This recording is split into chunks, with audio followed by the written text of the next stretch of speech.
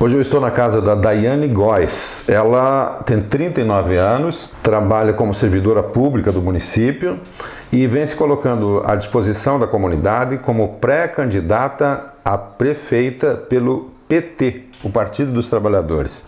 A Daiane me contava agora há pouco, enquanto o pessoal montava o equipamento, sobre a origem dela, né? Você, inclusive, o seu telefone ainda é código de área 46, do sudoeste do Paraná. Do sudoeste do Paraná. Eu nasci numa cidade chamada Mangueirinha, Paraná. É uma cidade pequena e ali na juventude, quando podia-se usar telefone celular, quando existiu o telefone celular, eu adquiri um aparelho e adquiri esse número. E de lá para cá eu troco de aparelho e o número permanece. Você ainda não foi vereadora, nada disso? Não, ainda não fui vereadora.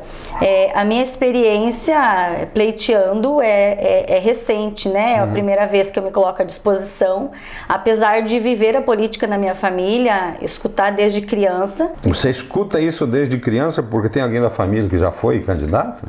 A minha mãe, ela é muito envolvida com a política, né? Ela gosta, ela fala, ela coloca suas ideias. Então, através dela, eu aprendi a falar, pensar e me desenvolver. Quando você chegou em Corbélia, você veio aqui por algum motivo? Eu tive um familiar meu, um tio, que ele morou em Cascavel. E eles tinham um supermercado e falava-se muito bem de Cascavel e dessa região. A minha região é uma região muito fria. Eu confesso que eu não gosto de frio, eu gosto de climas mais quentes. E quando eles falavam de Cascavel, eu tinha uma vontade de conhecer essa região. E num determinado momento eu vim para o show rural e tinha o concurso público em Corbélia. Eu fiz o concurso, passei e me chamaram. Então, vir para Corbélia, assumi o concurso e desde então estou trabalhando aqui e morando em Corbélia. Isso já faz alguns anos? Aproximadamente 10 anos. Mas você me disse que tem andado pelas casas em função até da tua atividade, né? Sim, eu sou assistente social de formação e o nosso trabalho é esse, fazer visita domiciliar, atender a população de Corbélia. Então, dentro desses 10 anos de trabalho como servidora pública, nas diversas políticas públicas, né, saúde, educação, assistência, eu faço esse trabalho de ouvir a população, absorver as suas demandas, as suas queixas e buscar alguma melhoria dentro daquela necessidade que eles apresentam. Quando é que você se filiou, teve a primeira filiação partidária? A minha primeira filiação partidária foi aproximadamente uns 5, 6 anos atrás. E essa proposta de ser candidata a prefeita? Essa proposta surgiu do nosso grupo. A gente já vem conversando há mais de 1 ano e meio e nós temos uma representatividade no município de Corbélia muito grande, que é através do Nego do PT, né? E com a sua partida, o grupo vem construindo e conversando estratégias de se colocar novamente, né, no pleito. Como é que é ser um líder da esquerda numa cidade que teve 68% dos votos direcionados para a ultradireita? Nós temos buscado a conversa, nós temos buscado o diálogo, nós apostamos nessa estratégia, né? A política ela é feita de diálogo. Não tem como a gente não pensar a política para todos os munícipes. Todos têm o direito de escolha, mas nós precisamos olhar para a comunidade como um todo. E você tem dialogado? Eu estou aberta ao diálogo, eu tenho procurado conversar, às vezes eu chego a conversar com uma pessoa, a pessoa fala, não, eu não voto na esquerda. Eu respeito, me apresento, respeito e me coloco à disposição, né? Porque um líder, ele tem que estar à disposição do seu povo, tem que estar à disposição da comunidade. Mas tem alguns momentos em algumas localidades que as pessoas relatam ter passado por processos intimidatórios. Isso chegou a acontecer contigo aqui, não? Comigo nunca aconteceu, aqui em Corbélia, processo intimidatório. Em relação à minha posição política, não. Então, isso já é um ponto civilizado, né? Em relação à minha posição, em relação a me colocar como pré-candidata, não aconteceu. Nós possivelmente teremos aqui 4 candidatos, né? Pelo que a gente tem visto, se colocam à disposição o Thiago Stefanello, Chico Rossoni, o Valmir Reis Onene e a Daiane, né? Com 4 candidatos, fica mais fácil ou mais difícil fazer campanha? Eu penso que cada candidato tem também a sua estratégia, vai se desenvolver dessa forma. Mas o nosso projeto é esse, é andar pelo município, se apresentar para as pessoas e absorver aquilo que o município precisa para que a gente possa desenvolver e construir um bom plano de governo. Você acha que já tem nomes suficientes para compor uma chapa de vereadores? A nossa ideia não é ter nomes apenas, mas nós queremos ter bons nomes para apresentar para a população, nomes que agreguem, tanto de mulheres quanto homens, né? Nós temos buscado a participação feminina, porque a participação feminina tem índices muito baixos, então nós temos buscado a participação feminina, então a gente tem buscado isso, fazer nomes, mas fazer bons nomes, que venha fazer uma política que realmente atenda às necessidades do nosso povo. Daiane, você acha que numa hipótese, né, de que a Daiane venha a ser prefeita, com o governo federal também sendo alinhado politicamente, o município tem a ganhar? O município tem a ganhar e já vem ganhando.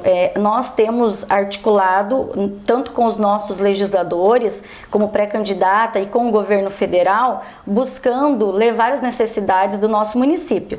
Então, eu hoje represento o governo federal como pré-candidata, temos um bom diálogo, uma boa abertura junto aos nossos legisladores, então eu penso que Corbélia tem muito a ganhar.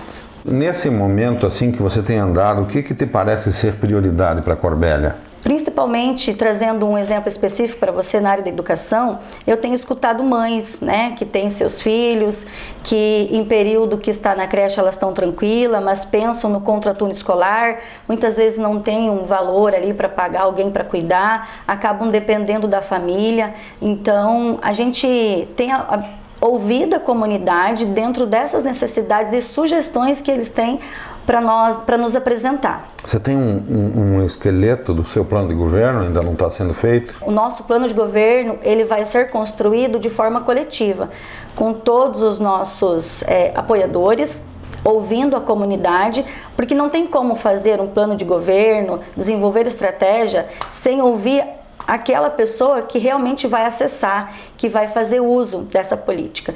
Então, o nosso plano de governo, quando a gente sentou e pensou de que forma ia construir, a gente definiu que será dessa forma, ouvindo a comunidade e desenvolvendo estratégias, buscando meios para que a gente consiga atender a população naquilo que precisa. Em que momento você vai fazer isso? Está fazendo de forma informal? Você está conversando? O que você tem feito? Compartilhando responsabilidades, né? Uhum. Nós temos o nosso diretório, paralelo ao nosso diretório nós temos pessoas, apoiadores, então dentro desse grupo se desenvolve esse plano de governo e essas estratégias. Ainda muito recente, né? Porque estamos na pré-campanha, temos muito chão ainda para percorrer, mas a principal ideia é essa, que a gente escuta a comunidade, que a gente escuta a população e dentro da legislação, né, dentro dos recursos, tanto do Estado quanto do governo federal, o que a gente pode fazer para cuidar melhor da nossa população. O nosso município ele é bastante limitado em recursos, né? Ele é um polo agrícola e tudo mais, porém ele é pouco industrializado. O governo federal ele faria um bem enorme se ele direcionasse recursos para determinados segmentos, né? Isso tem como fazer por convênios, né? Sim, tem como fazer por convênios e a gente tem conversado com os nossos deputados aqui da região. Corbélia, até ao momento em que a gente se organizou enquanto grupo e colocou um nome à disposição, não tinha uma representação efetiva e ativa desses legisladores. Hoje a gente já tem vários deputados com a gente que conhecem a comunidade, que conhecem o local, que já vieram visitar o nosso município. Então a gente tem esse diálogo aberto, porque não tem como atender uma parcela somente. O município é feito de um todo, então você tem que pensar no empresário, você tem que pensar no agricultor, você tem que pensar na dona de casa, você tem que pensar na mãe que trabalha fora e precisa de apoio com seus filhos.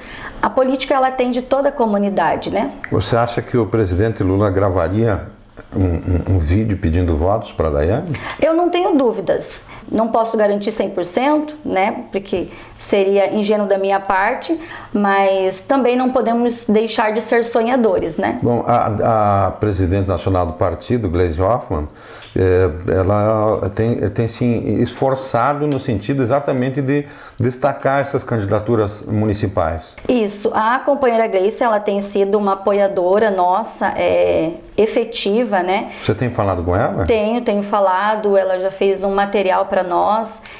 O ano passado, quando a gente fez um encontro aqui em Corbélia para colocar a nossa posse enquanto presidente do Partido dos Trabalhadores e das Trabalhadoras, ela também nos apoiou, nos mandou vídeo, nos empoderando e felicitando por aquele momento, né? Você já tem algum nome indicado para ser a pessoa que possa vir a ser seu vice ou sua vice? Nós temos conversado com o nosso grupo, nós fizemos uma aliança com o pessoal aqui em Corbélia. Então, o nosso grupo de trabalho eleitoral decidiu que essa responsabilidade ou esse nome iria ser pensado pelo PSOL, né? Nós nos colocamos como pré-candidata para a majoritária, trouxemos alguns partidos para o diálogo, um deles foi o PSOL, que já se colocou à disposição de nos apoiar, e nós conversamos e deixamos sobre a responsabilidade deles trazer um nome para que junto nesse coletivo a gente consiga decidir pelo melhor para Corbélia. Bom, o pessoal é que vai indicar a pessoa. A nossa conversa é essa, que o pessoal traga um nome para que junto a gente decida e converse o que for melhor. Aí eu vou ter que fazer uma pergunta um pouco mais difícil. Numa situação em que você venha a ser vencedora do pleito e de fato ser a prefeita, como é que você vai tratar na Câmara? Porque certamente você não tem a maioria, já que nós possivelmente teremos 4 candidatos. E nenhum dos prefeitos, né, que venha a se eleger possivelmente tem a maioria. É muito difícil ter a maioria. Você vai ter que negociar com a oposição. Como é que vai fazer isso? Eu penso que não teremos dificuldade. E se tiver dificuldade, no momento oportuno, vamos desenvolver estratégia e conversar com essas pessoas. Porque se você se coloca à disposição, você se coloca à disposição porque você quer lutar pelo melhor para o teu município. Então, dentro disso, tem que haver um acordo, né? Não dá para um puxar para um lado e outro para o outro. Então, se o objetivo é o mesmo, tem como sentar e ter um bom diálogo e pensar no melhor para o município. O partido possivelmente disputa com uma única coligação, né, com o PSOL. Para a composição do secretariado, você vai dialogar com os partidos de direita? Você já tem nomes para fazer isso? O diálogo, ele é uma possibilidade, mas o nosso grupo, nós temos boas pessoas, nós temos bons nomes, né? Estamos construindo o nosso plano de governo já pensando estrategicamente dentro das secretarias que se apresentam, mas eu não posso te garantir em relação a acordos. Nós conversar, nós vamos, né? Isso faz parte do processo, mas o que vai ser decidido precisa ser pensado, precisa ser dialogado no momento oportuno. Como é que serão tratados os distritos de Ouro Verde e Penha? Eu acho que não existe Corbélia, o distrito do Ouro Verde e Penha. Existe Corbélia e o distrito do Ouro Verde da Penha está dentro do município de Corbélia. Nós não podemos olhar para esses distritos, olhar com um olhar de separação. Eles fazem parte do todo. Então a gente precisa pensar política pública que atenda a cidade e também os distritos como o interior de Corbélia. Mas eu acho que eles sofrem a síndrome do filho mais novo. Papai sempre gosta mais do outro.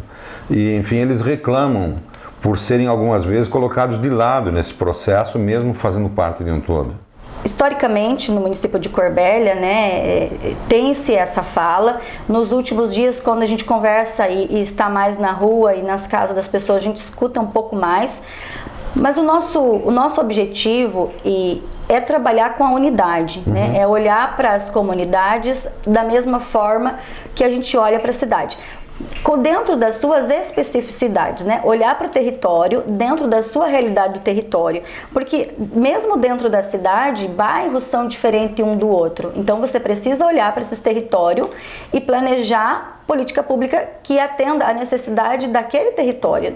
Você vai conseguir fazer isso? O nosso projeto é esse, né? Eu acho que quando a gente se coloca à disposição também, a gente dá oportunidade para as pessoas chegar até a gente, né? E participar efetivamente, né? Dessa organização, desse planejamento.